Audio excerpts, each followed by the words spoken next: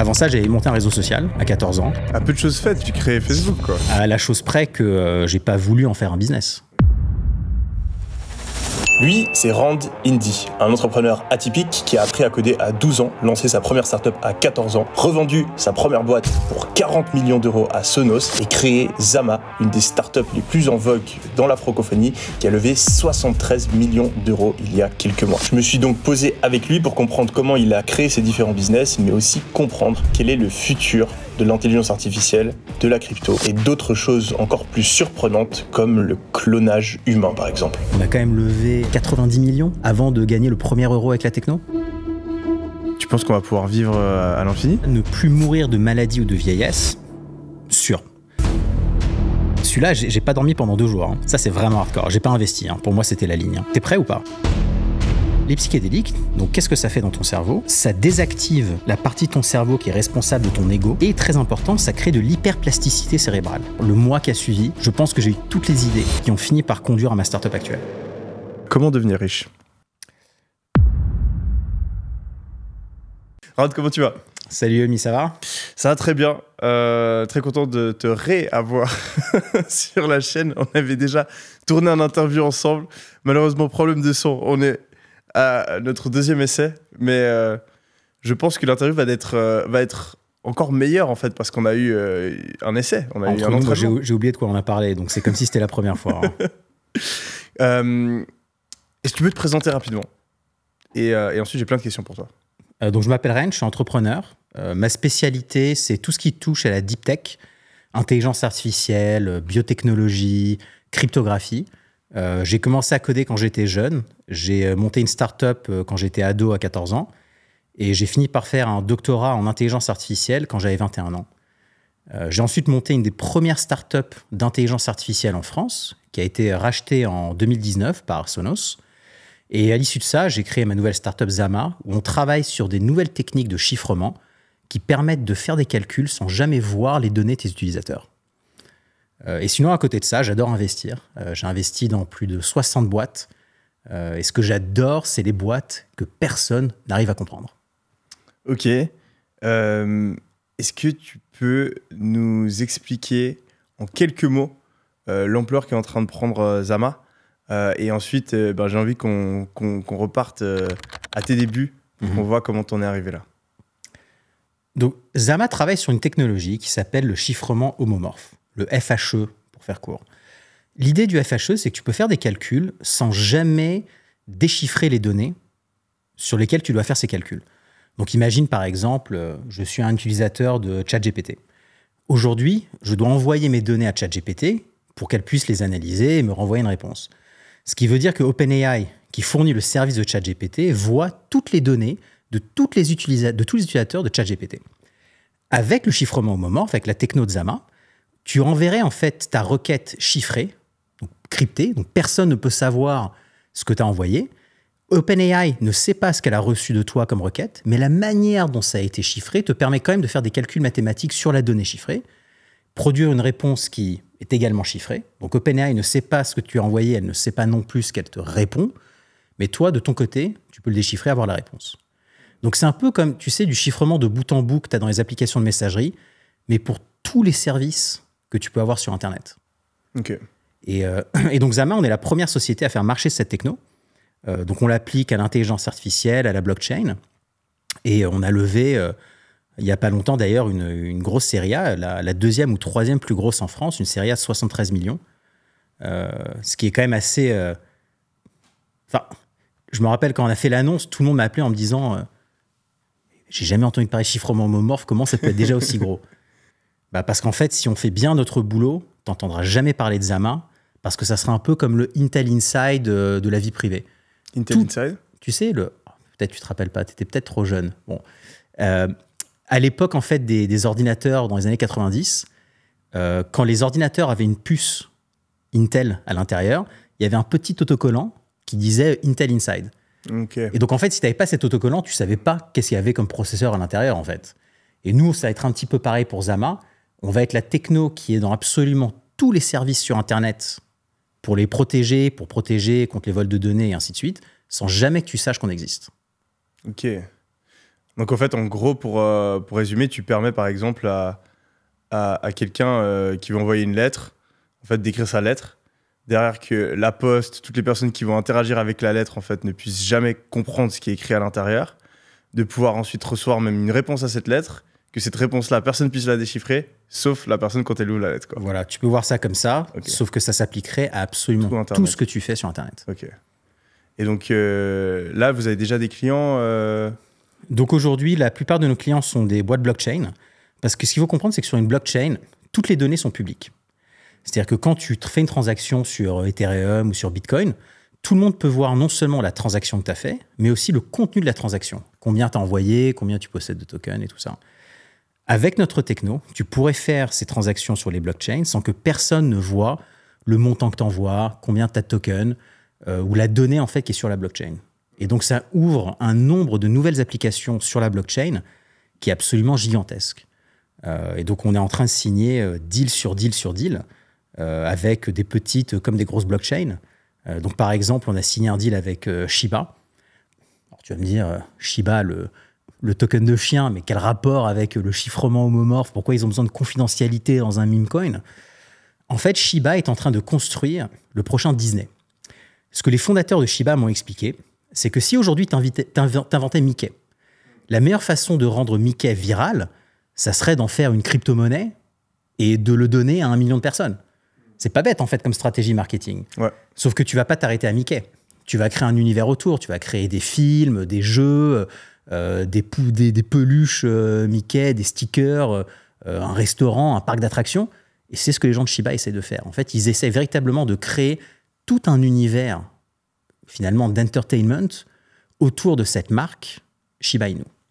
Et ils ont besoin évidemment de confidentialité parce que comme tout ça est sur la blockchain, bah, tu peux pas créer tous ces contenus, tu peux pas créer tous ces jeux si tout est toujours transparent pour tout le monde. Ils ont besoin de cacher certaines informations qui sont sur la blockchain. C'est quoi parce que, par exemple, le chiffrage de bout en bout, ça existe déjà sur des applications, etc. Oui. C'est quoi la spécificité de votre boîte comparée à, par exemple, cette technologie qui est utilisée déjà actuellement en ligne? Alors, la différence entre le chiffrement de bout en bout que tu as dans WhatsApp ou Telegram ou Signal, c'est que ça ne te permet que d'envoyer des messages. Tu ne peux pas transformer le contenu au milieu. Donc, si jamais tu essayes de manipuler le message, je ne sais pas, par exemple, imagine tu veux faire tourner un algorithme d'intelligence artificielle pour analyser le contenu du message et montrer quelque chose à l'utilisateur qui le reçoit. Ben, aujourd'hui, tu ne pourrais pas, parce qu'en fait, tu ne peux pas manipuler le contenu crypté, par définition. Okay. Sauf si tu utilises notre techno. Okay. Et c'est ça, en fait, la grosse différence, c'est que c'est du chiffrement de bout en bout où tu peux faire un truc au milieu. Donc, sans pouvoir voir ce qu'il y a, c'est ça. Tu peux quand même faire des opérations avec. N'importe quel service dans le cloud, intelligence artificielle, SaaS, blockchain, pourra offrir le même service sans jamais avoir besoin d'accéder ou de voir les données des utilisateurs. Et donc, toi, ton ambition, c'est d'être partout sur Internet, quoi. C'est de faire une boîte qui est énorme. Mais carrément. Si on fait bien notre job, en fait, je pense que un peu c'est la même façon que tu es passé de HTTP à HTTPS. Donc, il n'y avait aucun chiffrement sur Internet, puis on a commencé à chiffrer les données qu'on envoie, tu sais, avec le petit cadenas dans ton navigateur. On pense que la prochaine étape, ça sera HTTPZ, où les données seront non seulement chiffrées quand tu les envoies, mais aussi pendant qu'elles sont analysées par le service auquel tu accèdes. Donc, elles seront chiffrées de bout en bout. Et donc, le but, c'est vraiment d'en faire un nouveau protocole Internet. Que les problèmes de confidentialité de vie privée ne soient plus un problème pour les gens, non pas parce qu'ils ont laissé tomber, qu'ils ont accepté d'être sous surveillance en permanence, mais parce qu'Internet même te garantira que personne ne pourra accéder à ta donnée. Ouais, ce qui est dingue, c'est... je sais que vous avez une stratégie super intéressante par rapport à l'open source. Vous avez accepté, quand vous avez lancé cette boîte, de travailler sans savoir si ça allait vraiment marcher, sans avoir aucune entrée de fonds pendant plusieurs années. Et j'ai envie qu'on parle de tout ça dans quelques minutes. Mais avant ça, j'ai vraiment envie que tu puisses nous expliquer. Voilà, tu as appris à coder jeune, tu as lancé une startup à 14 ans. Enfin, qu'est-ce qui s'est passé dans ta jeunesse pour que tu aies cette ambition de commencer à faire des trucs aussitôt et que tu aies voilà, aussi rapidement en fait, cet attrait vers l'intelligence artificielle qui aujourd'hui est un truc ultra documenté, tout le monde en parle, etc. Mais j'imagine qu'à cette époque, c'était pas du tout le cas, quoi. En vrai, ça vient un peu de ma mère. Parce que ma mère a toujours été un peu geekette, elle a toujours adoré les gadgets. Et mon père était dans la finance, donc on avait des ordinateurs très jeunes à la maison. Et ce que j'adorais faire quand j'étais gamin, c'était démonter les télés, les trucs pour voir comment ça marchait. Sauf que bon, au bout d'un moment, ma mère, elle m'a dit, écoute, il y en a marre que tu démontes toutes les télés de la maison, c'est pas très pratique. Donc elle m'a mis devant un ordinateur et elle m'a dit, bah tiens, utilise un ordinateur. Et j'ai adoré. Et donc quand j'étais en 6e, donc à 10 ans, j'ai commencé vraiment à apprendre à coder et je suis devenu passionné de ça. Et donc pour moi, l'intelligence artificielle, j'ai découvert ça la première année à l'université, quand j'avais 18 ans. Parce que bon, étant flemmard, évidemment, ce que j'ai étudié, c'est l'informatique. Vu que je savais déjà coder, j'aurais peut-être moins de boulot pendant mes études, c'était le but. Et vu que je m'ennuyais, j'ai pris un cours d'intelligence artificielle. Et là, j'ai compris la révolution que ça représentait. C'est-à-dire que j'ai compris qu'on n'avait plus besoin de programmer des machines, mais qu'on pouvait apprendre aux machines à faire des choses. Donc tu sais, avant l'intelligence artificielle, si tu voulais créer un programme informatique qui a un certain comportement, tu devais comprendre ce que le comportement devait faire et tu devais programmer la machine, c'est-à-dire lui donner des règles sur comment reproduire ce comportement.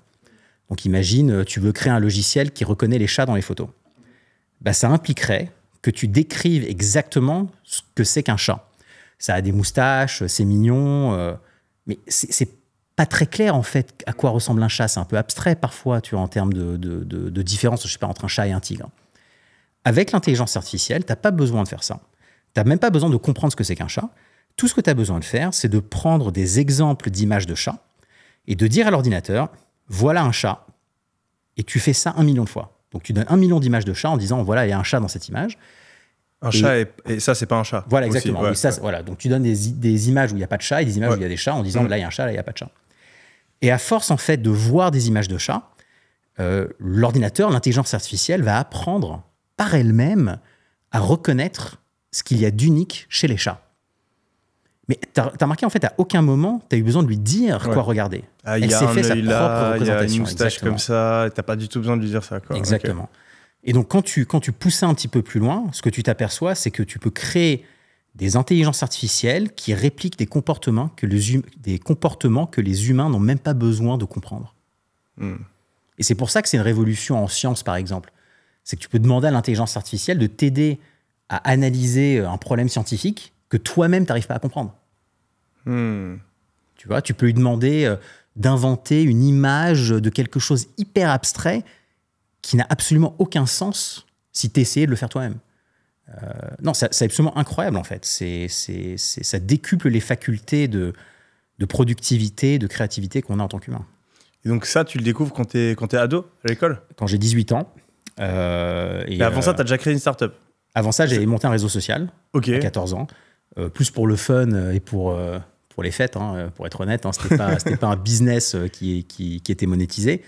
C'était dans les années 90, donc c'était avant Facebook et ça avait commencé, on mettait des photos des booms sur un site internet et il y avait un profil avec des albums photos, il y avait même une messagerie. Donc c'était assez complet en fait, finalement. Et c'était pas mal, on avait quelques dizaines de milliers d'utilisateurs, ce qui était énorme pour les années 90. Donc tu t'es dit, attends, j'ai envie d'être le mec populaire dans les soirées. Ouais, ça s'est un peu passé comme ça. Ouais. Je vais créer un réseau. Et au final, il y a des dizaines de milliers de personnes dessus. En vrai, c'est pas mal, non ? Ah bah oui, c'est pas mal. Tu vois, et ça a marché ? Ça a marché. Non, mais j'étais un mec cool à l'école. Tu mettais ta tête en page d'accueil du site. Je suis fondateur. Non, on avait fait des trucs très drôles à l'époque. Je me rappelle, il y avait un classement, tu pouvais voter sur les profils les plus, en gros, les plus hot. Ok. Tout le monde se battait pour faire voter tout le monde pour être number one de la semaine, quoi. Okay. Donc, tu avais vraiment... En fait, en vrai, quand j'y repense maintenant, tu avais quand même vraiment des très bonnes idées en termes d'engagement social et de viralité. Mais on n'y pensait pas comme ça. Enfin, tu vois, pour nous, c'était juste un truc fun. On se disait, tiens, ça serait marrant de faire ça. À peu de choses faites, tu créais Facebook, quoi. À la chose près que j'ai pas voulu en faire un business. Okay. Que pour moi, c'était juste fun. Ouais. Et que quand je suis parti étudier, en fait, j'ai réalisé que ce qui m'intéressait, c'était pas de faire du consumer. Ce qui m'intéressait, c'était la tech. Ok. Tu vois. Et donc, très rapidement, je me suis orienté vraiment vers la deep tech. Et donc, tu peux décrire deep tech pour les personnes qui sont pas... la deep tech, c'est, je dirais, n'importe quelle technologie où tu as besoin de passer beaucoup de temps de R&D pour que ça marche. Donc, je sais pas, fabriquer des fusées, c'est de la deep tech. Faire de l'intelligence artificielle, c'est de la deep tech. créer une puce pour les ordinateurs, c'est la deep tech. Tu vois, donc c'est vraiment des choses très techniques, très compliquées, quoi. Et donc bref, quand j'ai découvert que j'adorais ça, j'ai décidé que j'allais me focaliser à 100% sur des sujets scientifiques et deep tech, ce qui d'ailleurs m'a emmené à faire un doctorat quand j'avais 21 ans dans un domaine qui s'appelle la bioinformatique. Donc c'est littéralement de l'intelligence artificielle appliquée à la biologie. Ok. Donc tu prends deux trucs compliqués, tu les mets ensemble, et on parle de ça en 2007. Hein. Donc bien avant que l'intelligence artificielle marche, tu pouvais faire des trucs intéressants, mais c'était pas du tout comme aujourd'hui. Et à ce moment-là, toi, tu fais ça juste par passion pour la technologie ou parce que derrière, tu te dis, j'ai envie de monter une boîte Est-ce que tu as déjà pensé à ça à ce moment-là ou pas spécialement? Alors oui, pour moi, monter des boîtes, c'était un peu une évidence à terme. Mais pendant mon doctorat, à la fin de mon doctorat, je me suis quand même dit, je ne sais pas encore quoi faire, j'ai pas d'idée de boîte, donc je vais peut-être aller trouver un job, histoire de faire un truc, quoi, tu vois. Et à l'époque, pendant mon doctorat, pour gagner un peu d'argent, je faisais du consulting pour les fonds de finance qui cherchaient des mecs experts en intelligence artificielle pour les aider à faire des stratégies de finance. Donc j'envoie ma candidature dans un fonds d'investissement à Londres, je fais les entretiens, ça se passe super bien, avec les mecs techniques, ils sont là, ouais, super, machin, on va faire plein de trucs ensemble. Et là, je rencontre le directeur du fonds d'investissement qui, je sais pas, il me dit un truc, et le courant, il passe pas. Tu vois, genre, clairement, le mec, ce qu'il voulait, c'était un peu un robot qui fasse ce qu'on lui dise. Il voulait pas vraiment quelqu'un qui fasse de la recherche et qui donne une opinion sur la manière dont il fallait faire les choses. Donc moi, je lui ai expliqué, et pendant l'entretien, d'ailleurs, je lui ai même expliqué que j'avais trouvé qu'il y avait une faille dans leur système de trading qui permettait à n'importe quel trader de bypasser les limites et de littéralement trader l'intégralité des fonds de la boîte. Donc, il n'a pas trop aimé que pendant un entretien d'embauche, je lui fasse remonter qu'il y avait une faille fondamentale dans son système de risque. Et donc, il a dit à la chasseuse de tête, après le rendez-vous, il a dit « Bon, le mec est super fort, mais clairement, il ne va jamais pouvoir rentrer dans une boîte parce qu'il n'a pas du tout envie de fitter dans une culture corporate. » Et ce jour-là, j'ai compris. Je me suis dit, mais évidemment, je le savais, tu vois. Genre, je me suis un peu menti à moi-même en cherchant un job dans une autre boîte. Et depuis ce jour-là, j'ai décidé que je n'allais faire que monter des startups.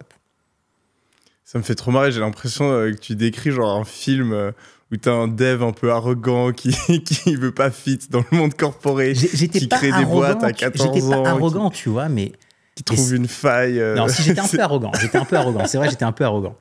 Mais pour moi, je le faisais un peu... J'étais gentil, tu vois. J'essayais de lui expliquer. Ouais. Écoute, si tu fais rien, tu vas littéralement avoir un mec qui va te faire perdre tout ton argent potentiellement. Et tu ne le sauras pas. Ouais.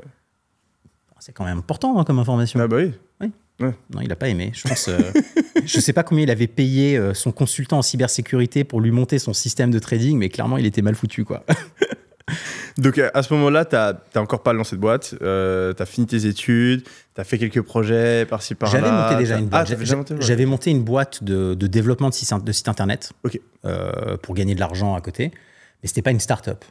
Mais je faisais ça pendant mes études, ça me payait, ça me payait un peu mon lifestyle, ça me payait mes études à Londres, ça me payait tout ça. C'était très sympa d'ailleurs, mais ce n'était pas une start-up en soi. Donc ma première start-up, je l'ai montée après mon doctorat. C'était une start-up en fait d'intelligence artificielle appliquée à la nutrition. Donc, ce que je m'étais dit, c'est quand même bizarre qu'il y ait autant de régimes qui soi-disant marchent, mais qui disent des choses différentes. Un coup, il faut manger 3 fois par jour, un coup, il faut manger 1 fois par jour, un coup, il faut manger des viandes. Tout le monde a raison, mais tout le monde dit un truc différent. C'est quand même bizarre. Je me suis dit, c'est peut-être que tout le monde a raison, mais pour des personnes différentes. Et si tu pouvais personnaliser la nutrition, grâce à l'intelligence artificielle, du coup, chacun trouverait son régime optimal et n'aurait pas besoin de faire beaucoup d'efforts. Sauf que comme j'étais fit, comment est-ce que j'allais tester ma théorie? Donc, pour prouver que ça marchait, j'ai pris 35 kilos. Donc, je suis passé de 70 kilos à 105. Donc, je suis devenu officiellement obèse. Hein, quand tu regardes les stats, quoi, j'étais vraiment gros, quoi. Et donc là, j'ai reperdu le poids en faisant quasiment aucun effort. Et donc, ma stratégie marketing, c'était de montrer cette expérience live en disant, regardez comment ça marche. Sauf qu'en 2011-2012, quand tu parlais d'intelligence artificielle, les gens te regardaient un peu avec des grands yeux, genre, mais qu'est-ce que tu racontes? Moi, si je veux perdre du poids, je vais faire du sport et puis c'est tout, quoi. Donc, j'ai laissé tomber cette boîte-là. Et l'inverse de maintenant, quoi. Alors, l'inverse de maintenant. Tu peux le mettre sur n'importe quoi et les gens kiffent. J'étais 15 ans trop tôt sur ce projet-là, c'est clair, mais ça marchait.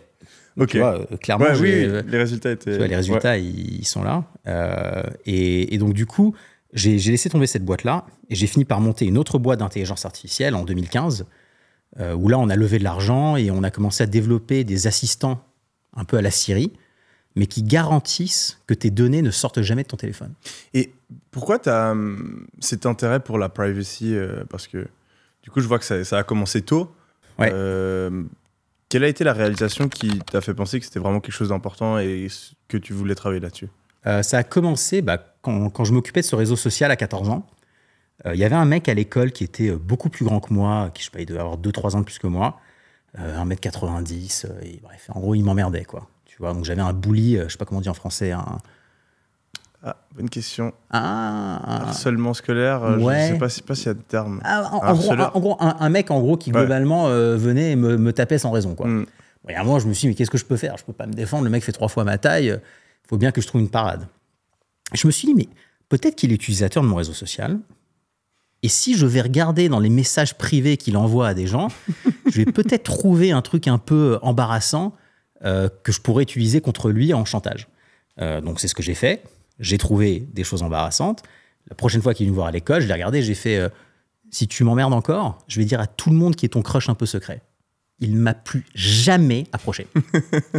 Donc, tu vois, d'un côté, tu peux dire il y a une justice dans le fait de bully un bully. Mais ça me trottait quand même en tête que c'était pas normal que juste sous prétexte que je suis le créateur du service, que je puisse avoir accès à des données aussi privées sur la vie des gens. Et donc pour moi, c'était une évidence à partir de là que tout ce qu'il y aurait sur Internet, à un moment ou à un autre, poserait des problèmes de vie privée. Donc en passant, je peux raconter cette histoire quand j'avais 14 ans, parce qu'à l'époque, c'était pas illégal de faire ça. Hein. Il n'y avait pas de loi sur... il n'y avait pas de GDPR, il n'y avait pas de tout ça. Mais ça a été une véritable expérience. Et donc ensuite, bon, évidemment, pendant mes études aussi, quand tu commences à manipuler des données biologiques, des données génétiques, là, tu n'as même pas le choix de te poser la question de la vie privée. Donc voilà, donc j'ai décidé qu'en tant qu'entrepreneur, tout ce que je ferai, sans exception, sera toujours fait avec le maximum de garanties de confidentialité de vie privée pour les utilisateurs. Ok.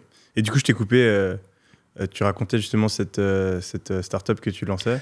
Donc du coup, je laisse tomber ce projet de nutrition et d'intelligence artificielle. Je monte une autre boîte d'intelligence artificielle pour développer des assistants vocaux, donc comme Siri, comme Alexa, comme tout ça, mais avec la particularité qu'ils tournent sur ton téléphone ou sur la télé ou l'objet avec lequel tu es en train de parler pour qu'aucune donnée ne sorte du téléphone. Donc ce qui était très nouveau à l'époque, parce que même Apple ne faisait pas encore ça. Donc ça marchait bien, on a commencé à vendre ça en B2B à des boîtes, donc des fabricants d'objets connectés, dont par exemple Sonos, qui a fini par nous racheter un an plus tard. Sonos qui fait des enceintes Sonos connectées. Qui fait des enceintes connectées et qui voulait justement avoir une façon de contrôler la musique à la voix, mais qui ne voulait pas nécessairement que toutes les données fuitent dans le cloud et sur Internet. Et donc ils utilisaient notre technologie. Puis un jour, ils sont venus voir, ils m'ont dit « Est-ce qu'on peut investir dans la boîte ?» J'ai dit « Ouais, pourquoi pas ?» Puis ils ont vu qu'en fait, la boîte était beaucoup plus petite que ce qu'ils pensaient. Je pense qu'ils s'imaginaient qu'on était une énorme boîte avec 300 personnes, alors qu'on était 50 à Paris. On avait levé 15 millions, tu vois, on était tout petit encore. Et donc, ils ont finalement décidé de nous racheter en 2019, ce qui a été super acquisition. Aujourd'hui, dans toutes les enceintes Sonos, du coup, tu as notre technologie. Ce qui est sympa, tu vois, de se dire que tu as créé quelque chose qui a été déployé sur des dizaines de millions d'objets que les gens utilisent. À partir de quand, du coup, c'était dans les enceintes Sonos ? Ça dépend des pays, mais depuis 2021. Okay. 2021-2022. Alors, j'ai utilisé ton produit sans le savoir. Sûrement. Et un autre truc sur cette acquisition où j'ai été très heureux aussi, c'est que la moitié de l'équipe qui était chez Snips avant est encore chez Sonos aujourd'hui. Donc cette boîte s'appelait Snips. Voilà, ça s'appelait Snips. Et donc la moitié est encore chez Sonos. Oui. D'accord. Et je pense que ça, c'est super important parce que tu sais, quand on parle d'acquisition, on parle rarement de ce qui se passe derrière. Mais la majorité des acquisitions se passent mal. C'est-à-dire que les boîtes qui se font racheter, soit les gens s'en vont, soit le produit ne marche pas, soit il est mal intégré. Nous, on fait partie des acquisitions qui ont véritablement, donné lieu à un véritable produit qui a été lancé sur des dizaines de millions d'objets, et 2, l'équipe est très, très heureuse de rester là-bas. Donc moi, en tant qu'entrepreneur, je suis aussi fier d'avoir monté le projet que de la manière dont s'est passée l'acquisition derrière, tu vois. C'est quoi les grandes étapes, en gros, de ce projet? Parce que c'est le premier succès, en tout cas à cette échelle que tu as dans le business. J'imagine que ta personnalité, ta vision du monde, ta vie, elle change énormément au fur et à mesure de ce projet. Ouais. C'est quoi les grandes épiphanies que tu as eues pendant cette période-là? Pendant l'acquisition ou après? Non, pendant la création du produit jusqu'à l'acquisition, en fait. Alors, pendant la création du produit, tu ne te dis pas forcément que tu vas vendre la boîte. Moi, dans ma tête, on était en train de créer le prochain Apple, le prochain Google. Donc, on était vraiment parti sur une vision. Ce qu'on ne savait pas à l'époque, mais qu'on sait aujourd'hui, c'est que pour être capable de faire un véritable assistant intelligent en langage naturel, c'est finalement ce que fait ChatGPT. Il ne fallait pas quelques dizaines de millions d'euros d'investissement, il fallait quelques milliards d'euros d'investissement. En fait, a posteriori, ce que je réalise, c'est qu'il nous aurait fallu beaucoup plus de temps et d'argent que ce qu'on imaginait. Donc, je pense que c'est une bonne chose qu'on ait été racheté au moment où on a été racheté, parce qu'en fait, on n'avait juste pas les moyens de nos ambitions, tout simplement. Donc, ça je ne le savais pas pendant que je montais la boîte. Tu vois, pendant que je montais la boîte, j'étais un peu naïf sur ces sujets-là. C'était un peu nouveau, start-up, levée d'argent. J'avais jamais fait ça avant, j'avais jamais levé d'argent avant cette boîte-là. Donc j'ai fait toutes les erreurs que tu peux imaginer. C'est quoi les grandes erreurs que tu... Alors, je pense que la plus grosse erreur que j'ai fait, c'est d'avoir voulu réinventer la roue sur tous les sujets. Mais les stock options, ça marche pas, il faudrait les refaire comme ça. Les salaires, c'est pas juste, il faut les faire comme ça. Le management, c'est nul, il faut le faire comme ça. Et en fait, finalement, ce que tu t'aperçois, c'est qu'il y a une raison pour laquelle tout le monde fait les choses d'une certaine façon dans la tech, c'est que c'est ce qui marche le mieux, quoi. Donc tu perds beaucoup de temps à essayer des choses qui ne sont pas core business pour toi, et c'est des ressources et du temps mental que tu ne passes pas à résoudre le problème fondamental qui pour nous était un problème d'intelligence artificielle. Donc aujourd'hui, tu vois, chez Zama... En gros, à part là où tu essayes d'innover, tout le reste, copie ce qui marche, prends-toi pas la tête, quoi. Franchement, il y a des gens dont ça a été le boulot de penser à ça pendant 10 ans. Fais ce qu'ils ont fait et concentre-toi sur ce qui est unique dans ta boîte. Donc tu vois, chez Zama aujourd'hui, c'est pas compliqué. On n'a rien inventé d'un point de vue RH, on n'a rien inventé d'un point de vue management, on n'a rien inventé d'un point de vue gestion du cash, finance. Pourquoi? Parce qu'on se focalise sur inventer de la tech que personne n'a jamais réussi à faire avant. Donc 100% du focus de toute la boîte, elle est sur ça. Tu vois? Et tu fais comment du coup pour pas avoir à inventer sur les autres points? Tu recrutes des gens qui ont déjà l'expérience? Où est-ce que tu trouves les infos justement de comment tu es censé gérer les RH, comment tu es censé faire du management? Déjà un peu l'expérience quand même. Donc c'est plus facile la deuxième fois parce que tu sais ce qui marche et ce qui ne marche pas. Mais effectivement, donc le but et ma stratégie en tant que CEO, c'est je fais le job la première fois moi-même.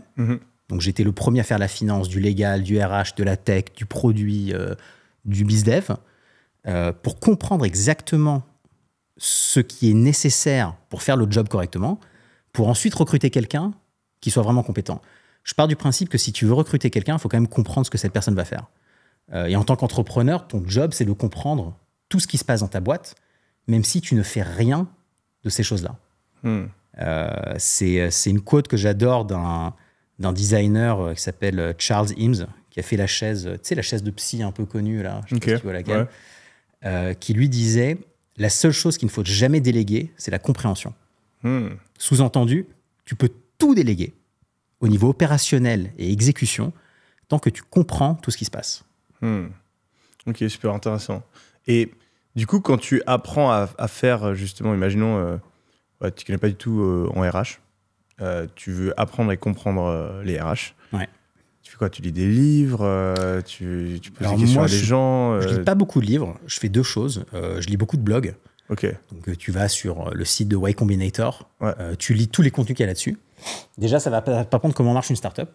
Et derrière, je regarde beaucoup de vidéos YouTube sur comment les gens font les choses aussi. Des podcasts, des interviews, des talks. Tu peux nous citer quelques ressources que tu aimes bien Je ne sais pas si j'ai une ressource en particulier. Ou enfin, quelques podcasts, quelques vidéos Bah écoute, les tiens sont pas mal. Merci beaucoup. Non, mais vraiment, je pense que toutes les vidéos et le contenu de Y Combinator, c'est un peu un must-have pour n'importe qui veut lancer une startup. Ok, super intéressant. Et donc, bon, alors on a un peu divergé, mais donc tu revends. Qu'est-ce qui se passe dans ta vie à ce moment-là? Parce que je sais que les reventes, ça peut être très compliqué. Voilà, ça peut être très compliqué. Tout le monde voit ça comme un accomplissement incroyable, la consécration, Alors, mais déjà, final, de vendre sa boîte, ça a été le truc le plus dur et stressant que j'ai fait de ma vie entière. Ok. J'ai fait un burn-out terrible, j'étais malade tout le temps. Franchement, c'était vraiment très difficile. Très, très difficile. Jusqu'à la fin du process, tu sais pas si tu vas être millionnaire ou si tu vas perdre ta boîte. Parce qu'en fait, pendant un process d'acquisition, tu dois arrêter de lever de l'argent. Okay. Donc, si tu n'es pas profitable, littéralement, ta boîte, elle coule si l'acquisition ne se fait pas. Donc, nous, on avait quasiment plus de cash. On avait quelques mois de cash pendant qu'on faisait l'acquisition. Donc, on était vraiment ric-rac. Donc, ça s'est bien passé, tant mieux.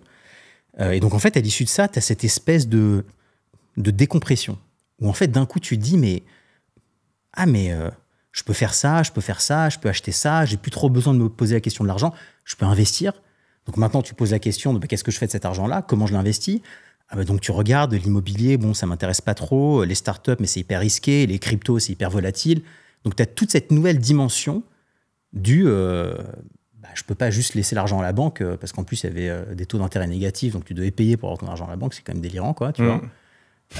Donc, j'ai appris pas mal l'investissement. J'ai adoré ça. Donc, j'ai trouvé mon sweet spot en investissement qui est investir dans les startups early stage, deep tech et dans la crypto. Mais surtout, j'ai réalisé que je voulais remonter une boîte. Donc, une semaine après avoir vendu ma startup, Snips, on a monté Zama. Une semaine après? Une semaine. Alors, mon plan là-bas, c'était pas ça. Hein.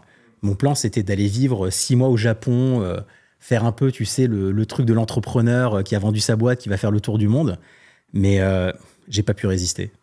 En fait, j'ai mon associé actuel, qui est un chercheur en cryptographie, qui est venu me voir, qui m'a dit, écoute, j'ai eu une découverte énorme, on peut faire marcher la techno, je pense qu'il faut qu'on se lance. Et je me suis dit, attends, combien de fois dans ta vie tu as l'opportunité de monter une boîte avec le cofondateur idéal, avec une rupture scientifique que personne n'a découvert avant, dans un marché qui te passionne? Tu n'as pas les opportunités comme ça tout le temps. Et donc, je me suis dit, allez, tu sais quoi, on se lance et puis on verra plus tard pour le Japon. Ok. Tu y es allé depuis? Je ne suis pas encore allé depuis, parce qu'il y a eu le Covid, puis j'ai eu un enfant, tout ça, mais c'est dans les plans. Ok. Les montants de la revente, tu les divulgues pas? C'est public. La boîte a été rachetée 40 millions. Puis il y a eu un earn-out pour les gens qui sont restés. Donc moi, je ne suis pas resté, mais ceux qui sont restés ont gagné pas mal d'argent aussi. Ok. Donc tu revends ta boîte à 40 millions, tu repars direct, pas de pause. Tu lances Zama et du coup, tu m'avais raconté que vu que c'est de la deep tech, tu travailles pendant un bon moment sans avoir de produits, sans avoir de clients. Comment ça se passe justement pendant les premières années de la création de la boîte? Un truc que j'avais compris justement avec ma dernière boîte, c'est que si tu essayes de vendre une techno avant qu'elle marche, tu finis par faire beaucoup de conseils et beaucoup de support. Pourquoi? Parce qu'en fait, tes clients, finalement, comme ça ne marche pas, ils te demandent plein de trucs et tu fais un peu du custom pour chaque client. Tu ne peux pas créer une boîte qui scale si tu dois faire des customisations pour chacun de tes clients. Donc, je me suis dit, OK, plutôt que de chercher... Juste pour les personnes qui ne connaissent pas, scale, ça veut dire... à passer à l'échelle. Passer à l'échelle, donc grandir. Donc, avoir un business, en fait, qui est répétable et qui peut grossir extrêmement vite. Ouais. Extrêmement rapidement. Et custom, c'est justement de la personnalisation, donc aller adapter ton produit à des usages spécifiques ou des clients spécifiques. Donc toi, tu as envie d'avoir un produit qui fonctionne vraiment et qui ensuite peut être répliqué exactement la même chose. Okay. Et donc en deep tech, en fait, tu peux que faire ça si la techno marche. Et donc je me suis dit, bon, plutôt que de faire la même erreur que la première fois, je vais être direct avec mes investisseurs au début. Avec mes investisseurs, je vais leur dire, on ne va pas faire d'argent pendant au moins 3 ans, parce qu'il nous faut au moins 3 ans, voire 4, pour que cette techno passe d'un prototype à un produit. Tu te dis, mais attends, c'est incroyable, le mec il est en train de nous dire que pendant 4 ans, il ne va pas faire de business. Non seulement on ne va pas faire de business, mais on va refuser les clients potentiels. Ouais. Et donc c'est là où on s'est dit, à la place de faire ça, on va faire de la R&D, on va faire de l'open source. Pourquoi? Parce qu'en mettant notre technologie en accès libre aux développeurs, les développeurs peuvent commencer à s'en servir pour imaginer des cas d'usage de la techno, pendant qu'on travaille à rendre cette techno productivisée et donc du coup scalable, et que ça devienne un business. Et c'est ce qui a marché. Donc il nous a fallu effectivement à peu près 3 ans et demi pour faire marcher la techno à un niveau où on pouvait la commercialiser. À ce moment-là, on avait plusieurs milliers de développeurs qui s'en servaient déjà. Et donc nos premiers clients étaient des boîtes dans lesquelles bossaient ces développeurs. Tu vois? Okay. Donc c'est vraiment une stratégie bottom-up en fait. C'est le jour où la boîte elle cherche une solution, si le développeur qui travaille dedans connaît déjà la techno que tu as mis à disposition, bah, il va suggérer ça à son manager. Ok, donc pour les personnes qui sont un peu moins familières avec le milieu de la tech, etc., donc qu'est-ce que ça veut dire open source? Et si tu peux un peu imager ces stratégies bottom-up pour vraiment qu'ils comprennent. Donc l'idée de l'open source, c'est que tu vas mettre en accès libre le code de ton produit. Donc c'est que n'importe qui peut télécharger le code et faire tourner ton produit sans passer par toi. Donc alors du coup, bon, c'est vachement bien parce que les gens voient ce qu'il y a dans ta techno, ça permet d'utiliser, de tester, de s'amuser avec. Mais la question, c'est, attends, si c'est mis en accès libre à n'importe qui, comment tu gagnes de l'argent? Donc nous, la stratégie qu'on a, c'est qu'on a des brevets sur la technologie. Donc quand bien même le code est en accès libre et gratuit, la technologie qui est dans le code est brevetée. Donc la licence qui est avec le code te dit que tu fais ce que tu veux. Par contre, si tu veux t'en servir commercialement, tu dois prendre une licence pour la technologie qui a été brevetée derrière. Donc ça, c'est ces stratégies un peu de double licence. C'est pas très commun dans l'open source, mais ça marche vachement bien. Parce qu'en fait, nous, on vend pas du code. On vend une technologie. Ok. C'est un peu comme si tu étais Coca, mais au lieu de vendre toi les bouteilles de Coca et garder la recette secrète, tu fais la recette à tout le monde, mais tu prends un peu d'argent sur chaque bouteille qui est vendue. Exactement. En gros, c'est comme si tu dis, voilà la recette de Coca. Ouais. Si tu veux faire du Coca pour chez toi, tout seul, pour toi et tes potes, il n'y a pas de problème. Par contre, si tu veux monter une marque de Coca, tu dois nous payer une licence. Ok, donc tu as le droit de l'utiliser à usage non commercial. C'est ça, personnel, mais tu n'as pas le droit d'en faire un business sans nous payer. Et est-ce que du coup, tu dois aller faire un peu la police et aller regarder s'il y a des gens qui utilisent ton code mais qui ne te l'ont pas dit pour derrière aller récupérer ce qui t'est dû ou comment est-ce que ça marche? En pratique, non. Parce que n'importe quelle boîte sérieuse verra tout de suite en fait qu'il y a un problème de licence et son département légal lui dira d'aller prendre une licence. Donc, plus la boîte est grosse, moins il y a de chances qu'elle triche. Ouais. Et les petites boîtes, si elles trichent, de toute façon, ça représenterait quasiment rien en revenus, donc c'est pas important. Un peu comme à l'époque, le logiciel de montage vidéo ou quoi, que tout le monde piratait, puis ils se disaient, bon, ok, de toute façon, quand c'est des vraies boîtes, ils sont obligés de payer. Quoi. Exactement, c'est exactement pareil. Ok. Donc, vous travaillez énormément sur... parce que toi, tu es CEO du coup de Zama. Ouais. Pendant ces 3 ans, tu fais quoi? Tu travailles sur la tech Beaucoup de produits. Ok. Beaucoup de produits. Donc, je lead énormément de produits dans la boîte. De la tech, évidemment, toujours un petit peu. Mais enfin, mine de rien, il faut aussi gérer l'organisation, recruter les équipes. On a 75 personnes, 35 chercheurs. C'est des gens pas faciles à trouver. Tu as dis-toi qu'un chercheur sur 10 dans notre domaine travaille chez Zama. Donc, il faut les chercher, ces gens-là. Tu vois, quand tu as 300 personnes sur Terre qui sont capables de travailler sur cette techno, faut les recruter, il faut lever de l'argent. Donc, on a quand même levé 90 millions avant de gagner le premier euro avec la techno. Ce qui paraît un peu délirant, mais bon. C'était quoi ton pitch pour les investisseurs? Mon pitch pour les investisseurs, c'était il nous faut 4 ans pour développer cette techno, mais quand ça marche, tout sur Internet va s'en servir. Donc, c'est tout le but en fait de la deep tech.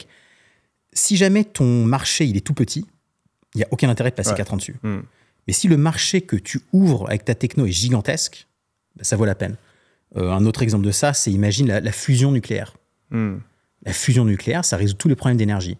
Donc certes, il faut peut-être 20 ans et 200 milliards de dollars pour résoudre le problème, mais si tu résous le problème, c'est des trillions de marchés que tu accèdes. Et donc la deep tech, contrairement aux SaaS et aux boîtes classiques, le but n'est pas de grossir petit à petit. Le but, c'est il ne se passe rien commercialement pendant 3-4 ans, et quand la techno marche, tu ouvres un marché et extrêmement rapidement, d'un coup, tu fais énormément de revenus. Donc Zama, sur ses premiers 6 mois de commercialisation, on a signé des deals pour plus de 60 millions d'euros. Ok. Donc, ce n'est pas de l'ARR parce que c'est sur quelques années. Ouais. Je pense qu'à mon avis, ce n'est pas impossible que d'ici fin 2024, qu'on ait dépassé la centaine de millions d'euros de deals signés. En moins d'un an, quoi. Ouais. En moins d'un an. Donc, ça, c'est vraiment la deep tech. Ouais. Si tu n'es pas capable d'avoir cette espèce de, tu vois, de passage à l'échelle un peu instantané quand la techno marche, c'est qu'il n'y a pas vraiment un marché pour ta techno. Et tu penses que du coup c'est une opportunité parce que la plupart des entrepreneurs n'ont pas envie d'avoir ce risque de ne pas gagner d'argent pendant longtemps? Est-ce que tu penses qu'il y a plein d'opportunités en fait qui ne sont pas saisies avec ce business model, ou est-ce que quand même il y a pas mal d'entrepreneurs qui sont chauds Alors le problème, c'est pas les entrepreneurs, parce que des entrepreneurs qui veulent monter des boîtes scientifiques, il y en a plein. Le problème, c'est que jusqu'à récemment, il n'y avait pas d'investisseurs. Déjà early stage, il n'y en avait pas. Donc c'est quand même bizarre que en 4 ans, je sois devenu l'investisseur deep tech numéro 1 en France et quasiment en Europe. C'est pour te dire à quel point il n'y a aucun business angel qui fait de la deep tech, un peu plus maintenant, mais en tout cas, il n'y en avait pas quand j'ai commencé. C'est pas normal que les boîtes deep tech, dont moi, sommes obligées d'aller lever de l'argent majoritairement aux États-Unis. Donc, il manque en fait les grosses poches de financement chez les investisseurs professionnels. Le gouvernement, il te donne une tonne d'argent pour la deep tech. Le gouvernement a compris depuis très longtemps qu'il fallait financer l'innovation de rupture. C'est peut-être ça en français, deep tech, innovation de rupture. Donc, tu peux avoir des aides, des avances remboursables à des dizaines de millions d'euros s'il faut. Mais les VC, donc les investisseurs privés dans les startups, ça commence un peu à exister en Europe, mais c'est très nouveau. Et du coup, tu as investi dans des boîtes. C'est quoi tu peux nous donner 2-3 boîtes deep tech très intéressantes dans lesquelles tu as investi sur les dernières années? Alors, dernièrement, je me focalise pas mal sur les sujets de longévité et de santé. Donc, par exemple, j'ai investi dans une boîte qui s'appelle Chipiron, qui fabrique des IRM miniatures qui sont 10 fois plus petits et moins chers que les gros IRM que tu as à l'hôpital.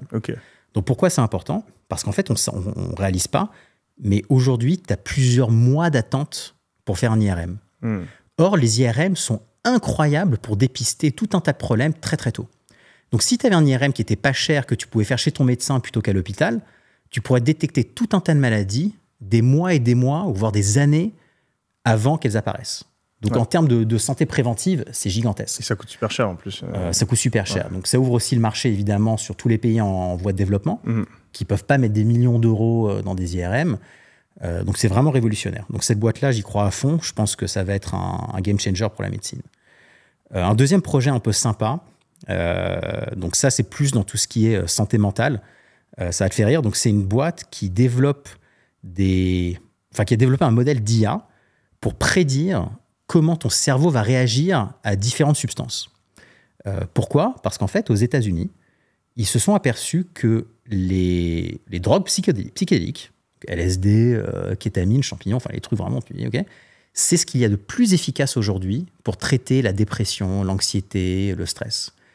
Et donc, ils sont en train de légaliser toutes les drogues psychédéliques à des fins thérapeutiques. Donc, tu as plein de startups qui se sont montées là-dedans.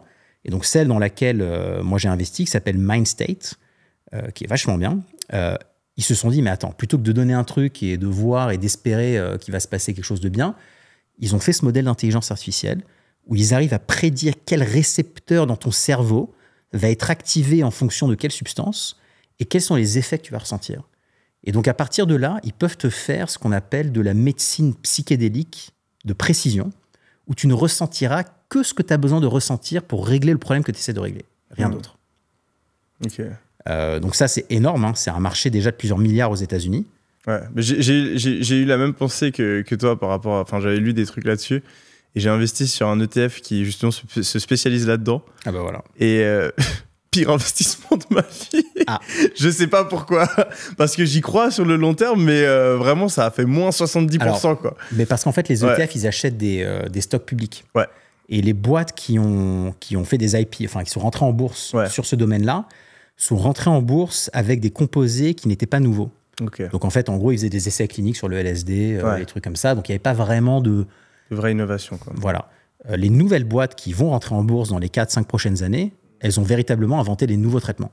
Tu vois, c'est un peu comme si je te dis, tu t'es soigné avec une plante versus un antibiotique. Il y a quand même une différence d'efficacité et de potentiel thérapeutique. Donc toi, tu es très au courant de la technologie, mais aussi des avancées de la technologie. Et je pense que du coup, tu as des avis et un intérêt pour les prochaines technologies qui vont arriver et bouleverser notre monde.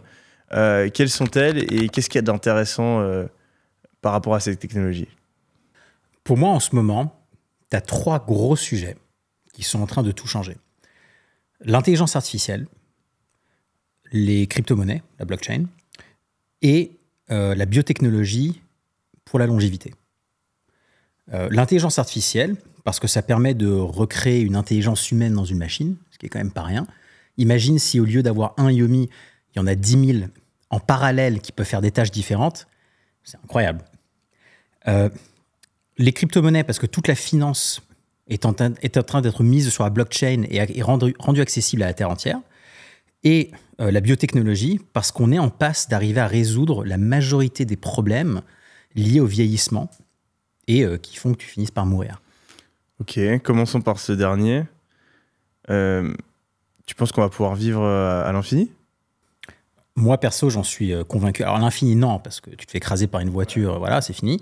Mais en tout cas, ne plus mourir de maladie ou de vieillesse, sûr. En fait, il faut comprendre un truc, c'est que la biologie, finalement, c'est un peu comme un corps humain, c'est un peu comme une voiture. Tant que tu l'entretiens bien, que tu répares les pièces défaillantes, elle peut rouler pour toujours. Une voiture, elle n'arrête pas de rouler du jour au lendemain, sauf si quelque chose se casse ou qu'elle se détériore. C'est un peu pareil avec la biologie et le corps humain.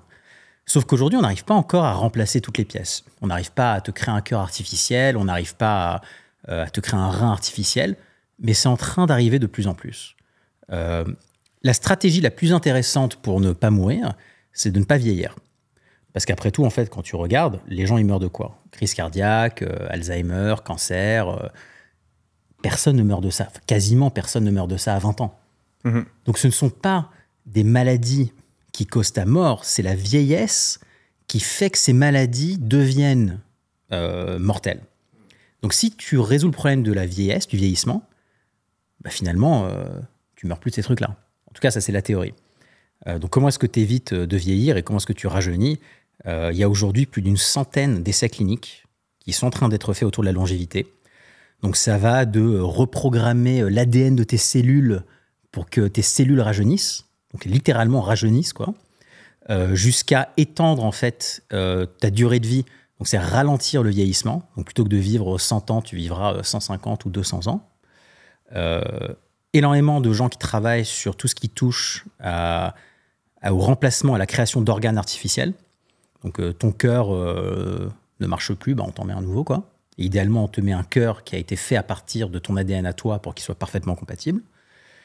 Et puis finalement, tu as des gens qui travaillent sur la cryogénisation, où là, en fait, c'est un peu le plan B, j'ai envie de te dire. C'est, bon, bah, ok, pas de bol, t'es quand même mort. On va te congeler, et puis on verra dans 1000 ans si on peut te ramener. Ce qui, en soi, n'est pas une mauvaise idée, parce que bon, l'alternative, c'est quoi ? C'est juste que tu n'as aucune chance. Ouais. Donc même si là, la chance, elle est infime, elle n'est pas zéro. Ce qui est quand même pas mal. Et du coup, concrètement, c'est quoi le vieillissement ? Pour qu'on comprenne un peu mieux comment est-ce qu'on peut l'arrêter. Le vieillissement, il y a plein de théories sur pourquoi on vieillit, mais la théorie que beaucoup de gens acceptent aujourd'hui, c'est qu'au fur et à mesure d'être exposé à l'environnement autour de toi, tes cellules vont accumuler des mutations génétiques. Donc, les UV du soleil qui vont affecter l'ADN dans ta peau, qui vont créer un cancer, par exemple. Okay ?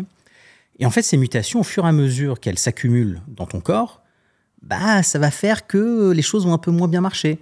Tu vois, c'est un peu comme un disque, tu sais, je sais pas, tu te rappelles des CD-ROM ou pas ? Ok, bah, un CD qui est rayé, tu vas sentir que ça saute à un moment, tu vois. C'est un petit peu pareil avec ton ADN, s'il est rayé, c'est-à-dire s'il est endommagé, ça va pas marcher exactement aussi bien. Donc, si tu arrives à résoudre ces problèmes-là, en théorie, tu n'as plus de problème de vieillissement. Sauf qu'en pratique, c'est beaucoup plus compliqué que ça, parce que les systèmes sont imbriqués les uns entre les autres. On ne sait pas exactement comment rajeunir de l'ADN à l'échelle d'un corps entier. On sait le faire au niveau d'une cellule, mais on ne sait pas le faire au niveau d'un corps entier. Il y a aussi évidemment tout un tas d'effets secondaires auxquels on ne pense pas. Qu'est-ce qui se passe si tu rajeunis ton cœur, mais pas tes reins ? Est-ce que les deux vont réussir à fonctionner ensemble ? Donc c'est énorme en fait le champ des possibles en termes de recherche, mais ça commence à marcher. On commence à avoir des souris par exemple qui vivent beaucoup plus longtemps que des souris naturelles. Okay.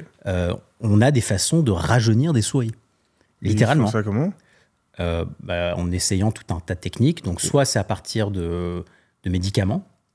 Donc ils créent des médicaments qui vont avoir un effet biologique qui va rajeunir la souris. Tu as beaucoup de gens qui travaillent sur tout ce qui est en fait utilisation de sang jeune. Donc on va injecter dans une souris vieille le sang d'une souris jeune. Et ce qu'on commence à comprendre maintenant, c'est qu'en fait, la raison pour laquelle ça marche pour le rajeunissement, c'est que dans ton sang, il y a plein de petites particules qui vont être utilisées par ton corps pour se réparer. Donc genre des cellules immunitaires, des particules de production d'énergie qui sont un peu dégradées quand tu es vieux. Donc, si tu injectes du sang jeune, tu injectes aussi toutes ces molécules jeunes qui vont être utiles aussi pour le corps vieux, tu vois. Donc ça marche bien. Tu as les gens qui travaillent, alors ça, c'est très perché, sur créer des clones pour récupérer les organes quand on a besoin. Ah ouais. Ouais. Ah ouais. Ah, je te dis, et je vois des trucs, j'entends des pitchs parfois qui... Celui-là, j'ai pas dormi pendant 2 jours. Hein. En Ouais. fait, t'es prêt ou pas? Vas-y. Ça, c'est vraiment hardcore. J'ai pas investi. Hein. Pour moi, c'était la ligne. Hein. Ok. En fait, il y a un mec qui m'expliquait dans une discussion comme ça, il me pitchait son truc, il me disait oui, donc depuis 2018, on sait comment cloner des humains. En fait, avant 2018, on comprenait pas pourquoi, mais on n'arrivait pas à cloner des humains. Ben, maintenant, on sait cloner des humains. D'accord, ok, c'est bien. Donc, si on sait cloner des humains, c'est-à-dire qu'on peut prendre ton ADN, faire pousser un corps, un clone, et donc demain, tu as besoin d'un cœur, on prend le cœur dans ton clone, voilà. Mais sauf que si tu fais pousser un clone, il a quand même un cerveau, potentiellement une conscience. Donc, ils ont trouvé une façon de faire en sorte que ton clone n'ait pas de cerveau. Donc, ils font pousser des clones humains qui naissent sans cerveau et qui grandissent sans cerveau. Alors, ils savent que ça marche parce qu'en fait, naturellement, il y a quelques humains qui naissent sans cerveau, je ne savais pas. Ah bon? Et il y a 2 pays, au Japon et en Israël apparemment, où tu n'as pas le droit de tuer un humain qui naît sans cerveau. Dans tous les autres pays du monde, ils considèrent que ces humains ne sont pas conscients parce qu'ils n'ont pas de cerveau et donc tu peux les laisser mourir. Et donc au Japon, il y a des centres où ils gardent en vie des humains sans tête comme ça depuis des dizaines d'années. Donc on a quand même un peu de recul, je dirais, sur ça et on voit que ça marche. Ok. Et donc l'idée, ça serait de faire ça et donc d'avoir une armoire de clones dont tu te sers quand tu as besoin. Quand il m'a montré les IRM des photos d'humains sans tête, c'est bizarre. Franchement, même en parlant là, j'ai la chair de poule. Ils ont une tête mais pas de cerveau ou ils ont pas de tête? C'est un humain normal, ouais. mais bon, il est pas conscient, tu vois ce que je veux dire ou pas? C'est un humain normal, mais quand tu fais un IRM, c'est vide. Le crâne est vide. Waouh. Mais ils peuvent pas manger, du coup, ils peuvent pas bouger. Non, ils sont gardés en vie artificiellement. Ils sont nourris par intraveineuse et tout. Ah oui, complètement. Ils bougent pas. Oui. Non, ils vivent pas. Ah ouais. Ils ne vivent pas. Et donc lui, il est en train de faire ça, il est en train de créer ce genre de clone. Mais c'est pas le seul. Il y a plusieurs startups qui ont levé des millions de dollars pour faire ça. Donc je comprends parce qu'en fait, d'un point de vue scientifique, c'est peut-être en fait la chose la plus court-termiste auquel on aura accès pour la longévité. Après, peut-être qu'on peut transférer le cerveau du coup. Bah alors, donc voilà. Donc effectivement, donc maintenant il y a d'autres gens qui se disent plutôt que de prendre un organe, pourquoi pas juste prendre le cerveau, le mettre dans un corps. Dans un corps jeune. Ah ouais. Donc, tu as des gens qui essayent de faire ça sur des animaux. Ok. Ça, c'est pas nouveau. Ces expériences, ça fait assez longtemps que ça existe. Ils l'ont fait sur des chiens, par exemple, et des singes, où littéralement, ils ont pris 2 singes, ils ont coupé la tête de l'un, ils l'ont mis sur le corps de l'autre. Et ça marche? Ça marche pendant un petit moment. Ok. Mais le problème, c'est que c'est pas des clones. Ouais. Donc, tu as tout un tas d'incompatibilités. Donc, on sait pas si ça marcherait mieux avec des clones ou pas. Enfin, c'est des trucs vraiment... T'as personne qui travaille vraiment sur ces sujets jusqu'à maintenant, tu vois. Ok. Donc en parlant de cerveau, j'ai investi dans une autre boîte qui, elle, est super intéressante, qui, elle, te permet de rajeunir ton cerveau. Donc quand tu vieillis, il n'y a pas que ton corps qui vieillit, ton cerveau aussi vieillit. Et la manière dont ton cerveau vieillit, c'est qu'il y a des neurones, des parties de ton cerveau qui meurent. Et donc, plus tu vieillis, moins tu as de volume de cerveau actif. Donc si tu n'as pas de volume de cerveau actif, ça sert à quoi d'être dans un corps jeune si tu as un cerveau qui est complètement délabré et fatigué, quoi, tu vois. Donc, ce que ces mecs-là, ils font, c'est qu'ils ont créé une espèce de gel, genre de pâte à modeler, qu'ils peuvent t'injecter dans le cerveau et qui va être repopulé par les zones encore actives de ton cerveau et qui va transformer, du coup, cette pâte à modeler en zone active de ton cerveau. Okay. Sauf que il faut enlever les parties mortes. Donc, l'idée, c'est qu'on t'ouvre le cerveau, littéralement, on te coupe les parties mortes de ton cerveau, on t'injecte cette espèce de pâte à modeler biologique, et ensuite, avec des exercices, on t'apprend à repopuler cette partie-là. Pourquoi pas? Tu vas tester? Je n'ai pas encore besoin pour l'instant. J'espère que dans 50, 60, 80 ans, si j'en ai besoin, on aura perfectionné la techno. Et donc, tu vois, quand je te dis que j'adore investir dans des boîtes un peu science-fiction, c'est ce genre de boîte-là qui m'intéresse. Tu vois? En parlant de longévité, toi, il y a des choses que tu fais déjà maintenant pour essayer d'améliorer ta longévité Carrément. Donc, moi, aujourd'hui, je ne suis pas dans un but de rajeunir, parce que je suis encore jeune. Je suis dans un but de ne pas vieillir autant que possible. Ce qui n'est pas facile, quand même. Donc, pas vieillir, en fait, c'est pas forcément j'ai pas de cheveux blancs. Ça peut être biologiquement, ton corps, comment il fonctionne.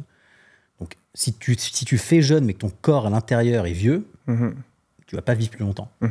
Tu vois. Donc ça, là-dessus, il y a pas mal de choses. Il n'y a pas de secret, c'est lifestyle. Déjà, numéro 1. Ils ont fait une étude où ils ont montré que si tu prenais cigarettes, alcool, sommeil, nourriture et exercice, donc les 5 trucs vraiment basiques du lifestyle, si tu faisais ces 5 choses-là parfaitement à partir de 40 ans, tu pourras vivre jusqu'à 100 ans en moyenne. Ah ouais. Donc ce qui est bien, c'est que tout ce que tu fais jusqu'à 35, 40 ans, ça n'a pas trop d'impact en fait. Ah, donc j'ai encore reste de ta quelques vie. années où je peux en avoir rien à foutre, quoi. Moi, il me reste 1 an, donc c'est pour ça que cet été, je vais envoyer le paquet, quoi. Non, mais sans plaisanter, c'est hyper important. Et n'importe lequel de ces 5 trucs que tu ne fais pas, c'est en gros 10 ans d'espérance, 5 à 10 ans d'espérance de vie en moins. Donc si par exemple, tu bois pas, tu fumes pas, tu manges bien et tu dors bien, mais tu fais pas d'exercice, bah, tu vas vivre en moyenne 5-10 ans de moins que quelqu'un qui fait tout ça plus l'exercice. Donc il n'y a pas de secret. Tu veux vivre très longtemps, de base déjà, il faut avoir un style de vie qui soit sain. Ensuite, la question, c'est comment tu passes de 100 ans à 150 ans. Donc là, naturellement, en tant qu'humain, on ne sait pas comment dépasser les 120 ans. Il y a une espèce de limite biologique où à 120 ans, il y a tout qui... Il n'y a plus rien qui marche, quoi. Tu vois. Donc d'arriver jusqu'à 120 ans, je pense que ça sera le maximum qu'on pourra faire sans intervention biotechnologique. Si tu veux dépasser les 120 ans, passer à 150 ou 200 ans, c'est là où il va falloir faire du remplacement d'organes, du remplacement de cerveau, des médicaments, de la thérapie génique qui va rajeunir tes cellules, ce qui est beaucoup plus invasif. Et c'est sur ça aujourd'hui que les gens sont en train de travailler. Et je pense que d'ici, j'espère, une dizaine d'années, on aura des premiers vrais résultats. Sur des humains, je parle. Et que d'ici, je pense, 30 ans, 40 ans, ça sera un truc routinier. Tu feras ça comme ton check-up annuel. Tu feras peut-être une injection d'un truc qui te rajeunit pour l'année, quoi. Dingue. Moi, un truc qui m'intéresse énormément, que j'ai un peu creusé, c'est comment essayer d'optimiser son cerveau, rajeunir son cerveau ou optimiser son cerveau. Est-ce que tu as creusé un peu le sujet? Tu as 2-3 infos là-dessus ou pas? En termes de capacité cognitive, quoi. Alors, pouvoir mieux réfléchir. J'ai une anecdote et j'ai un truc aussi scientifique, je dirais. Alors, le truc de base, c'est qu'il faut bien dormir. Ouais. Si tu ne dors pas assez ou que tu dors mal, ton cerveau, c'est le premier truc qui va en pâtir. De toute façon, tu le vois, les jours où tu n'as pas très bien dormi, tu es un peu dans le coltard, tu n'es pas aussi vif que les jours où tu as dormi 7-8 heures comme une pierre, parfaitement, dans le frais, enfin, tu vois. Donc, première chose à faire pour maximiser tes capacités cérébrales, c'est honnêtement de se mettre dans des conditions de sommeil optimales, de base. Deuxième chose, c'est d'éviter, je dirais, de faire des choses qui te fatigueraient un peu sans raison. Donc, par exemple, si tu es allergique, je sais pas moi, au gluten, mange pas du gluten parce que ça va te fatiguer et cette énergie, tu pourras pas la mettre en fait dans tes capacités cérébrales. Donc, encore une fois, ça vient pas mal au lifestyle. En termes d'entraînement pur pour le cerveau, je sais pas si toutes les apps et tout d'entraînement, ça marche. Je t'avoue que j'ai jamais vraiment creusé ce sujet-là. Par contre, il y a un truc qui marche. Il y a quelques années, j'étais bloqué d'un point de vue de ce que j'avais l'impression en tout cas que j'étais bloqué d'un point de vue de ce que j'arrivais à penser, à imaginer. C'était, je sais pas, il y a 5, 6 ans, 7 ans, quelque chose comme ça. J'ai l'impression que toutes les idées que j'avais étaient juste finalement un peu des variations d'idées que j'avais déjà eues avant. J'avais l'impression que toutes mes idées, je les avais déjà eues. Ce qui est horrible, en fait, quand tu es entrepreneur, de dire je n'aurai plus jamais aucune idée originale, je n'aurai que des idées que j'ai déjà eues avant, que j'aurais peut-être remixé. Et donc là, j'ai commencé à flipper. Je me suis dit, non mais attends, il faut que je fasse un truc, il faut que je m'ouvre le cerveau, quoi. Tu vois, faut que j'arrive à penser à autre chose. Et c'est là où j'ai découvert les psychédéliques.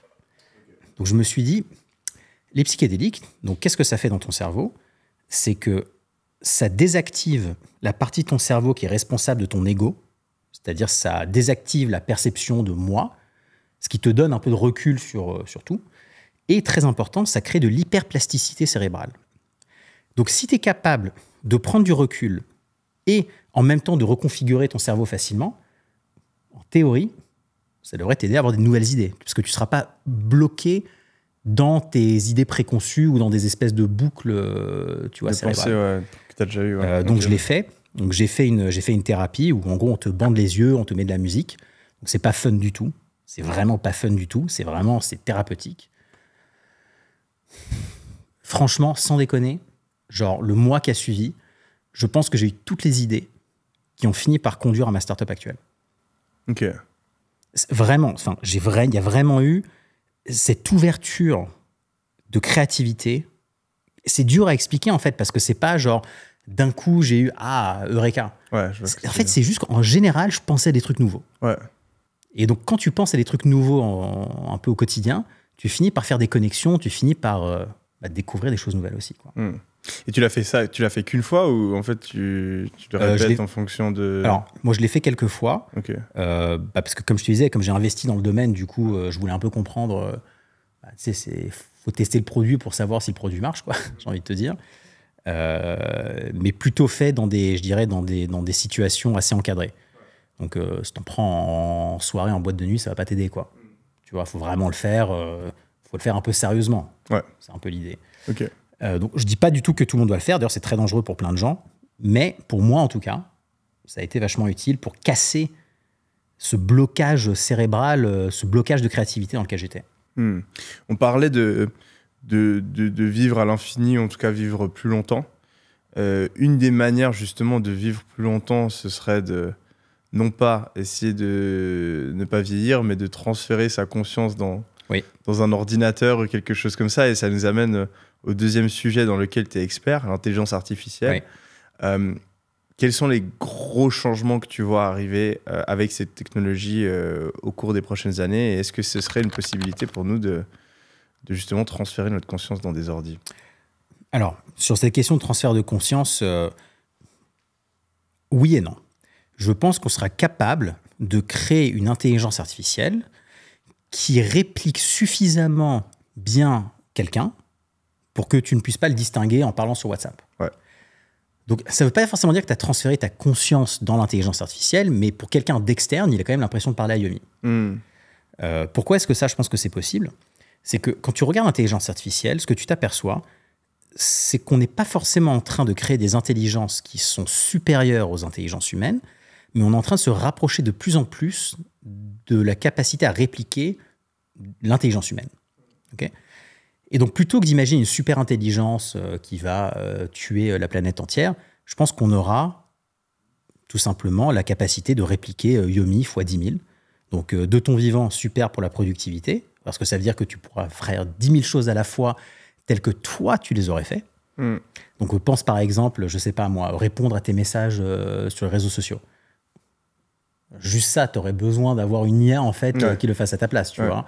Ou monter un nouveau business. J'ai plein d'idées de business. Tous les jours, j'ai 15 idées de business. J'ai pas le temps de monter 15 business. Si j'avais 15 IA entraînées sur moi qui répliquaient ma façon de réfléchir, je déléguerais à ces IA le boulot de monter ces boîtes. D'ailleurs, en passant, peut-être que moi, j'en monterai plus, j'irai à la plage en attendant. Ce qui serait assez sympa. Ça n'empêche pas que tu aurais quand même dû, en premier lieu, avoir entraîné tes IA. Donc, si l'IA ne peut que répliquer ton cerveau, il faut déjà de base que tu aies appris toi-même des choses. Donc, ça ne t'empêchera pas, toi, en tant qu'humain, de devoir apprendre à... Tu vois, donc, je pense que tu devras faire le taf une première fois pour être capable ensuite de le répliquer. Mais si tu es capable de répliquer des IA comme ça, rien ne t'empêche de le répliquer quand tu es mort aussi. C'est cet épisode de Black Mirror, je ne sais pas si tu l'avais vu, et c'est exactement ça, en fait. Ça, je pense que c'est très court terme. Je pense que les premières startups qui vont offrir des avatars IA pour les personnes mortes, elles existent déjà, et je pense que c'est un produit qui va être assez rapidement assez bluffant. Donc en gros, imaginons, tu perds quelqu'un de ta famille, en fait tu pourras continuer à lui parler même s'il n'est plus là, mais ce sera pas vraiment lui, quoi. Ce sera juste une réplique de lui, quoi. Ça sera une réplique de lui, et puis tu lui parleras sur Zoom, il y aura sa vidéo, sa voix. Honnêtement, je pense que ça sera bluffant à un point... De mettre le doute. Il y aura le doute. Il y aura le doute. Mais quand tu sais comment marche cette technologie, quand tu sais comment marche l'intelligence artificielle, tu sais qu'il n'y a pas de doute. La conscience, en fait, je ne sais pas comment ça marche, mais en tout cas, il y a un truc qui est sûr, c'est que ce n'est pas juste des plus et des moins dans une machine, quoi. Pourquoi est-ce que tu en es sûr? Parce que, j'avais réfléchi à ça aussi, et je sais qu'il y a beaucoup de gens qui en parlent, et c'est un sujet où il n'y a pas encore de réponse, plein d'avis différents, etc. Mais est-ce que dans notre cerveau, au final, ce serait pas plein de calculs et en fait, si tu fais les mêmes calculs sur un ordinateur, pourquoi est-ce que le support, en gros, pourquoi est-ce que la conscience pourrait apparaître que dans un support biologique et pas dans un support numérique Donc, tu as toute une école d'intelligence artificielle qui te dit que l'intelligence est déterministe, c'est-à-dire que c'est de la data, du calcul, et donc c'est réplicable. Si tu as la même donnée et que tu fais le même calcul, tu as le même résultat. Tu as une autre école, celle dont je fais partie, qui part du principe qu'il y a des choses innées qui ne nécessitent pas forcément d'apprentissage ou qui ne nécessitent pas forcément de data pour avoir le comportement. Tu vois, quand tu es un bébé, tu nais quand même avec un certain comportement. Les émotions que tu ressens, tu n'as pas eu besoin d'avoir vu 1 million d'exemples de gens heureux pour te dire « je suis content là aujourd'hui, je suis bien là ». Tu vois. Et aujourd'hui, les intelligences artificielles n'ont pas encore cette faculté de développer leurs propres traits de personnalité, leurs propres émotions. Elles ne sont que capables de répliquer ce qui existe dans la donnée. Tu vois. Donc, est-ce qu'il est possible un jour de faire une intelligence artificielle ? Peut-être, j'en sais rien. Je dis juste que la technologie aujourd'hui, telle qu'elle existe et qu'elle est utilisée, ne peut que répliquer ce qu'elle voit dans la donnée. Ok. Donc, intelligence artificielle potentiellement très probablement qui pourra nous répliquer, mais pas transférer la conscience, donc qui pourra nous permettre d'être plus efficaces ou d'interagir avec quelqu'un qui n'est plus là. Quels autres gros bouleversements... C'est déjà pas mal, hein ? Ouais, c'est pas mal. mais quels autres gros bouleversements est-ce que tu vois ? Est-ce que tu penses que justement, le fait qu'on puisse se faire répliquer, ça va conduire tôt ou tard au fait qu'il n'y ait plus vraiment de travail, plus besoin de travailler Alors, plus besoin de travailler peut-être, plus de travail, non. Parce que ces IA, il faudra quand même leur apprendre à faire des choses. Donc, il y aura toujours le travail d'entraîner les IA et le travail, en fait, de superviser ces IA. Donc, les soft skills seront toujours nécessaires quoi qu'il arrive. Après, la vraie question qui se pose, c'est est-ce que tu auras besoin de savoir coder pour développer un logiciel ? Est-ce que tu auras besoin de savoir peindre pour faire un tableau ? Est-ce que tu auras besoin de savoir manipuler une caméra pour faire un film ? Pas sûr. Tu vois, en fait, le côté, je dirais, un peu mécanique, le côté technique, exécution pourra peut-être être délégué dans beaucoup, beaucoup de choses. Mais elle ne le sera pas, par exemple, dans des métiers où il y a trop d'incertitudes. Donc, par exemple, je ne sais pas, imagine... En vrai, artiste, c'est un bon exemple. Tu vois, imagine, tu as envie de peindre quelque chose, tu ne sais pas forcément à l'avance ce que tu as envie de peindre. Donc, tu ne saurais même pas quoi dire à la machine. Tu vois, si tu ne peux pas exprimer clairement ce que tu veux, la machine, elle peut pas le deviner, quoi. Tu vois. D'ailleurs, tu le vois aujourd'hui quand tu utilises ChatGPT, si ton prompt, donc si ce que tu demandes à ChatGPT n'est pas clair, en fait, ChatGPT va inventer un truc. Et ça ne sera pas forcément ce que tu avais en tête. Donc là, ça ne changera jamais. Tu auras quand même toujours besoin d'un moment de réfléchir, de dire, OK, qu'est-ce que je veux que l'intelligence artificielle fasse ? Qu'est-ce que je veux être le résultat ? Mais exactement comme quand tu manages quelqu'un. Ouais. Tu vois, quand tu as une équipe, tu ne dis pas à ton équipe, bon, allez les gars, on va faire du contenu sympa. Non, il faut quand même faut donner un peu plus de détails. Il faut donner une stratégie, il faut donner... Et tu penses pas que l'IA pourrait faire ça ? Si, mais sauf que comme l'IA, elle est en train d'apprendre sur toutes les données de tout le monde, ce qui va se passer, c'est que toutes les personnes qui demanderont à l'IA de faire ça auront globalement à peu près la même réponse. Donc tu vas avoir cette espèce de normalisation moyenne, et que tu vois d'ailleurs déjà aujourd'hui vachement sur Internet. Hein. Tu vas avoir cette espèce de normalisation moyenne de tout le contenu qui en fait va devenir en moyenne bien pour la majorité des gens, mais en fait nul pour tout le monde. Tu vois, ça sera juste médiocre, en fait. Ça plaira à tout le monde sans plaire vraiment à personne en particulier, tu vois. Ça, c'est le vrai danger. Si tu veux qu'une IA fasse quelque chose d'original, tu dois lui donner des instructions originales. C'est intéressant. Voilà. Après, il y a des trucs pour lesquels ça marche très bien. Je sais pas, par exemple, tu as écrit un texte et tu as besoin de corriger le texte. Ça, évidemment que tu n'as pas besoin. Enfin, tu dis corrige le texte, ça corrige le texte. Mais je pense que si tu dis juste à l'IA, crée-moi une chaîne YouTube intéressante, en fait, elle va te faire la même chaîne YouTube que toutes les personnes qui auront demandé à l'IA de faire la même chose. Faire prendre du LSD à l'IA. Alors, tu rigoles, mais il y a des gens vraiment qui essayent de faire ça, qui essayent de faire l'équivalent, qui essayent de droguer les IA pour voir en fait ce qu'elles imaginent. Ouais. Et ça commence à être assez intéressant. C'est une bonne façon justement d'éviter que les IA tombent dans des boucles un peu répétitives. Mais bon, ça c'est le next level du next level, je dirais, de philosophie de l'intelligence artificielle, quoi. Ok. Est-ce qu'il y a un endroit où on n'attend pas spécialement l'intelligence artificielle, mais où, en fait, elle va vraiment bouleverser notre manière de fonctionner? Parce que tout ce qui est ChatGPT, etc., aujourd'hui, on commence à anticiper certains trucs, etc. Mais il y a probablement d'autres endroits dans la vie ou dans le monde où l'IA va être déployée et qui ont l'air peut-être un peu moins évidents. Il y a quelques années, je t'aurais dit oui. Je pense qu'aujourd'hui, les gens sont en train de tout essayer. Ok. Donc je ne sais pas s'il existe un domaine où il n'y a pas quelqu'un qui essaye d'utiliser l'intelligence artificielle aujourd'hui pour l'améliorer. Et parfois, c'est des mauvaises idées. Par exemple, je sais qu'il y a pas mal de gens qui regardent sur comment automatiser la justice avec l'intelligence artificielle. Mm-hmm. Sauf qu'en fait, quand tu regardes les expériences qui ont été faites avec ça, donc certes, ça permettrait de désengorger les tribunaux, machin, tout ça, ok. Mais les intelligences artificielles, elles récupèrent les biais qu'il y a dans la donnée. Donc si dans la donnée historique de tous les jugements, il y avait un biais parce qu'aux États-Unis, pendant 200 ans, pour je ne sais pas quelle raison, ils faisaient les choses d'une certaine façon, ben en fait, l'IA, elle va répliquer ce comportement. Et c'est très dur à détecter dans les IA. Très, très dur à détecter dans les IA. Donc l'idée d'utiliser une intelligence artificielle dans un contexte qui est fondamentalement humain et non pas juste une application bête et méchante de règles, c'est une extrêmement mauvaise idée. Okay. Donc ça, je pense qu'en fait, assez rapidement, on va s'apercevoir que c'est pas bien et on va juste l'interdire.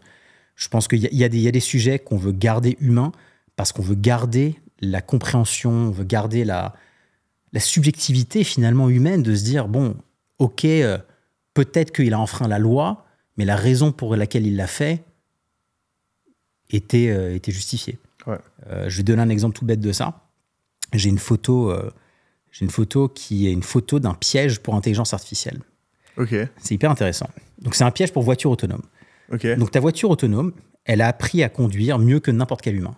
Okay, elle a aucun accident, elle connaît le code de la route par cœur. C'est le meilleur chauffeur que tu peux imaginer exister sur Terre. Si tu veux piéger cette intelligence artificielle, tout ce que tu as besoin de faire, c'est de tracer un cercle pointillé sur le sol et à l'intérieur du cercle pointillé, un cercle blanc, donc solide. Okay. Okay. Pourquoi ? Parce qu'en fait, de l'extérieur, ce que la voiture, elle voit, c'est pointillé blanc, tu as le droit de traverser. Je sais pas si tu as ton permis, mais tu as le droit de traverser. Par contre, tu n'as pas le droit de traverser une ligne blanche. Donc, une fois que tu es à l'intérieur du cercle, ça devient blanc. Et à l'extérieur pointillé, tu es bloqué. Il n'y a aucune solution mathématique à ça. La seule solution, c'est de dire bah, je vais tricher, je vais enfreindre le code de la route, je vais ignorer la loi pour me sortir de ce truc-là. Cette intelligence artificielle, la seule façon pour elle d'apprendre à sortir de ce piège, c'est ou bien de lui avoir déjà montré le piège, ou bien de lui avoir dit qu'elle avait le droit de tricher. Mais si tu dis à une intelligence artificielle qu'elle a le droit de tricher, alors là, c'est la fin, quoi. Tu vois ? Et en fait, les humains, ils font toujours ce genre d'arbitrage, finalement, de sens commun. Parce que toi, quand tu es en voiture et que tu vois ce truc-là, tu dis que ça n'a aucun sens. Mais l'intelligence artificielle, elle, ne peut pas se dire que ça n'a pas de sens parce que cette perception de ce qui a du sens ou pas était très subjective à ce moment-là.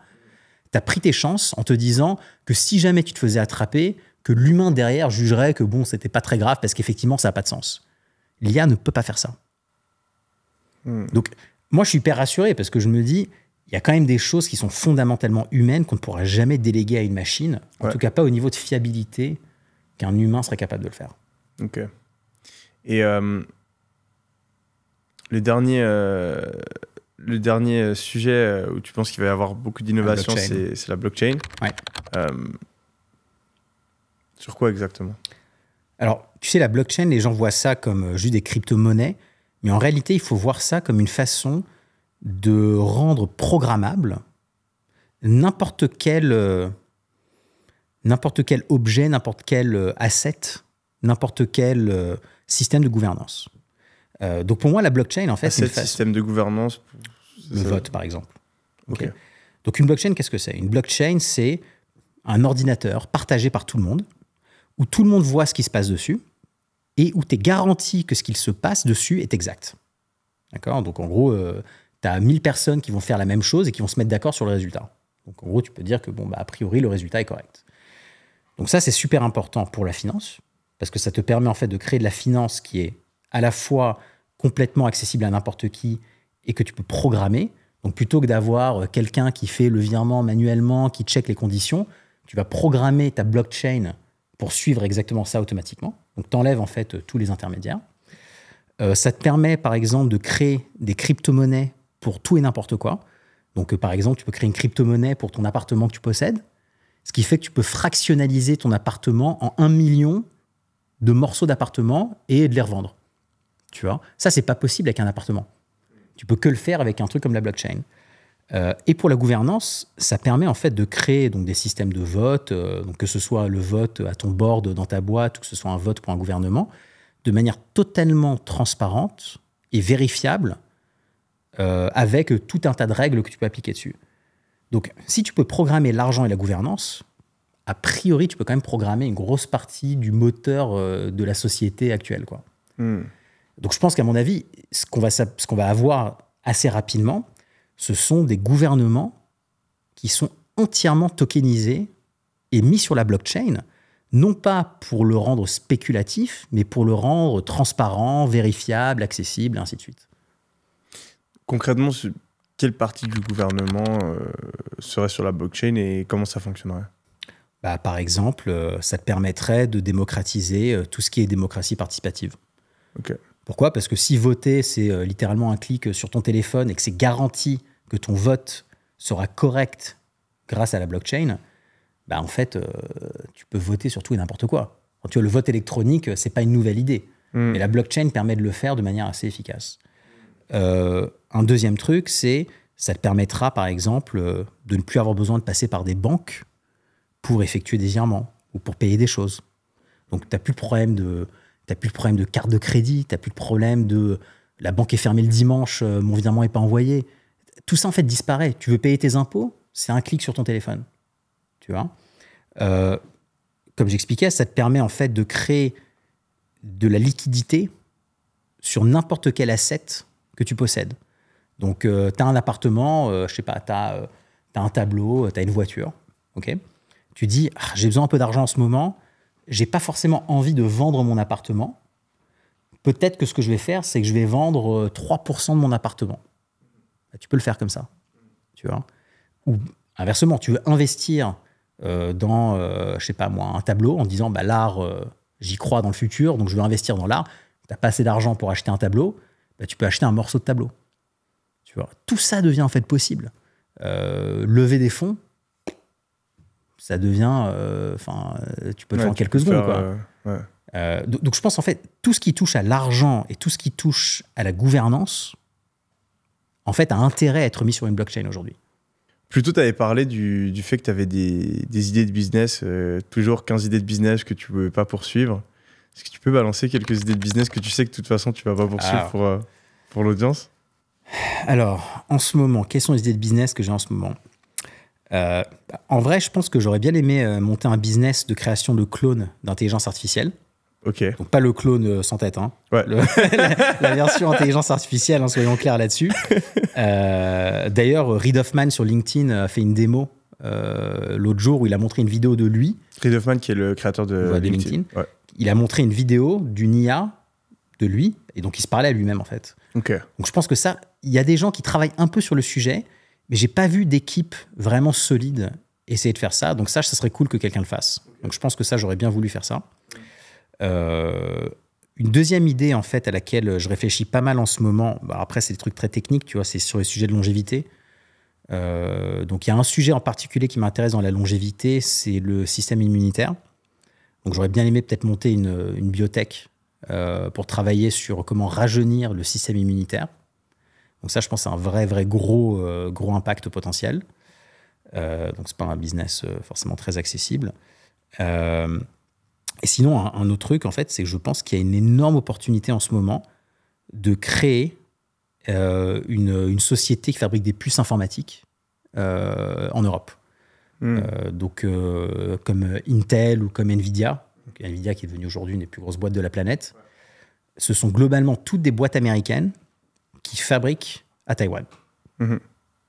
Bon, il serait peut-être temps d'avoir un truc un peu local aussi. Et on a quelques boîtes en Europe, mais elles sont pas du tout au niveau. Donc je pense que là, il y a une fenêtre de tir pour créer un peu le Nvidia européen qui existe. Voilà, donc bon, c'est un peu ce genre d'idée de boîte. Non, c'est très bien, c'est très bien. C'est pas très consumer. J'aimerais bien une faire personne partie, dans l'audience qui aura les capacités de le faire. Bah écoute, la personne qui est dans l'audience, si tu es capable de faire ça, appelle-moi. Moi, je cherche à investir là-dedans. Question que je pose à tous mes invités, tu la prends comme tu veux. Comment devenir riche? La façon de devenir riche aujourd'hui, c'est de monter une boîte et de la revendre ou de rentrer en bourse. Mais après, la façon de rester riche, c'est d'investir correctement l'argent que tu as gagné. Ok. Autre question que j'aime bien poser. Tu as un parcours impressionnant, tu as développé plein de choses, revendu ta première boîte à plusieurs dizaines de millions. Aujourd'hui, tu as fait une des plus grosses levées européennes. Tu as accompli plein de choses dans ta vie. Est-ce que ça en valait la peine? Carrément. Si je repense à tout ce que j'ai fait, j'aurais peut-être fait des choses différemment, mais j'aurais quand même fait tout ce que j'ai fait. Tout ce travail, tous ces sacrifices? C'est pas des sacrifices. Pour moi, j'ai jamais eu le choix. Je l'ai fait parce que je sentais que c'est ce que je devais faire au moment où je l'ai fait. Et tant qu'on est honnête avec soi-même et qu'on fait pas des choses à contre-cœur, on n'a jamais aucun regret. Eh bien, merci beaucoup pour ton temps. C'était super intéressant. J'ai appris plein de choses. Merci. Je te souhaite plein de réussite sur tous tes projets. Toi aussi, écoute. Merci beaucoup. À toutes. C'était Emi. À la prochaine.